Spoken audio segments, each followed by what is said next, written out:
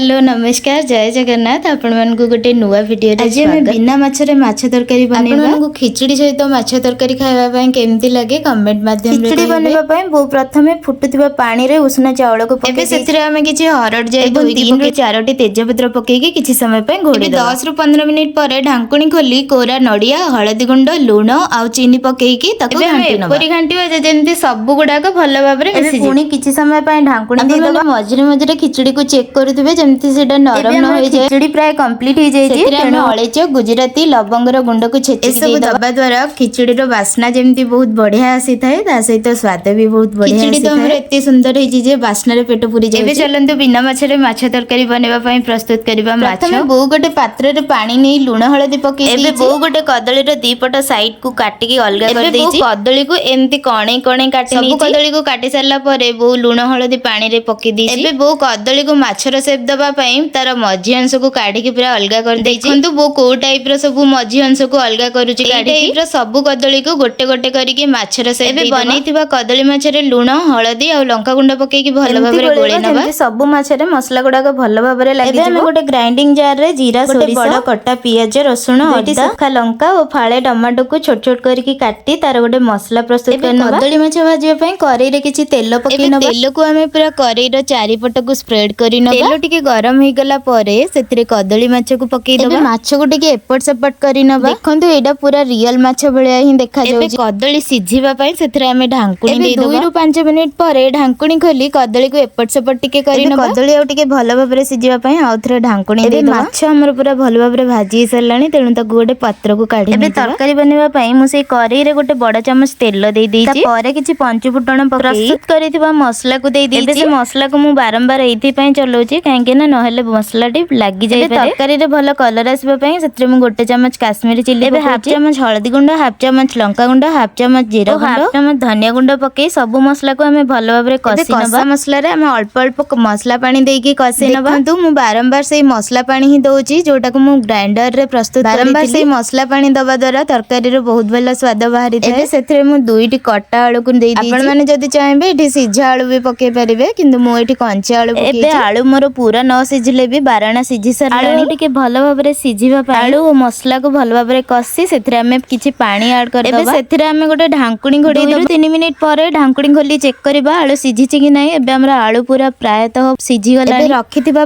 कदली माछ को हमें सेथरे पके के घांटी एबे हम माछ तरकारी टिके खटालिया स्वाद लागिबा पई सेथरे गोटे आंबुल को एम्ति मक्ची के तार पानी देई दबा एबे अल्प समय पई तरकारी को फुटिबा पई छाड़ दबा तरकारी टिके फुटी गला परे सेथरे हमें किछि कस्तूरी मेथी ऐड करनी एबे मोर भेज माछ तरकारी पूरा कंप्लीट हे गलानी तो सेथरे मु किछि पानी ऐड करि आपण मसला देइथिबा हिसाब रे कम बेसी करी के पानी ऐड करिवे नहले तरकारी बहुत पानी चिया लागिबो माछ तरकारी टी केते सुंदर देखा जाउची पूरा रियल माछ भଳି ही देखा जाउची एबे आपण मान को वीडियो भल लागले like share subscribe follow for more जय जगन्नाथ।